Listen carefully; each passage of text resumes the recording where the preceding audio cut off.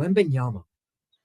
I think the second half of the season, the way he's been playing defensively, I mean, he might just be DPOY in year one.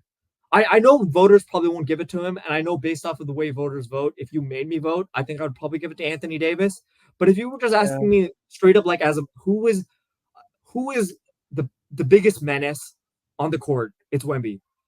Like his shot blocking range, just because of how long his limbs are and how aware he is in passing lanes. Like Chet is long too, but the more I've been watching Chet and Wemby, the more I'm appreciating just how much quicker and more aware laterally Wemby is at times at being able to snuff out threats. And he's reached a point now where, partially because of personnel, because everyone knows, hey, why do I bother taking a shot at Wemby when I can just, I don't know, attack Vassell, Keldon Johnson, Malachi Branham, all these other names they have.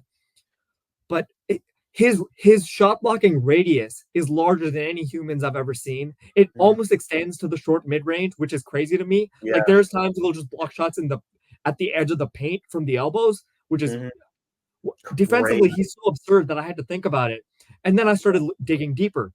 I was looking at the person who alerted me to this was I was looking at how Jeremy Sohan was playing and his pre and post Trey Jones starter splits were very interesting. So I started looking at those for Wemby as well. And he was far more efficient once Trey Jones entered the starting lineup.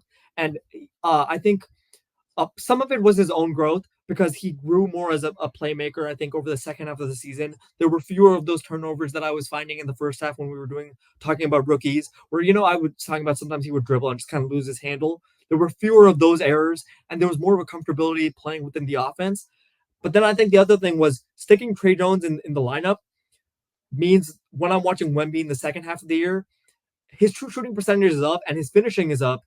But I think part of that is because he now has a point guard who can find him on all those easy um, dump offs that he was creating. Like he's so Mhm. active off ball, the way he moves around and he's always reposting until someone finds him. In the first half, it felt like more of those were kind of going unfulfilled.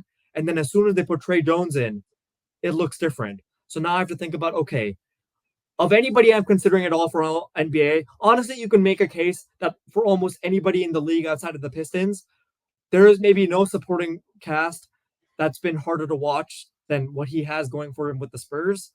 Yeah. So I don't know. On instinct, I want to put him in on third team, but I don't know. I don't know what to do. You know what? You know what? Fine. I'll keep Wemby. And I think I'll remove Halliburton, Lillard, Jalen Brown, Sabonis, and Zion. I think those Okay. five will have to be by honorable five.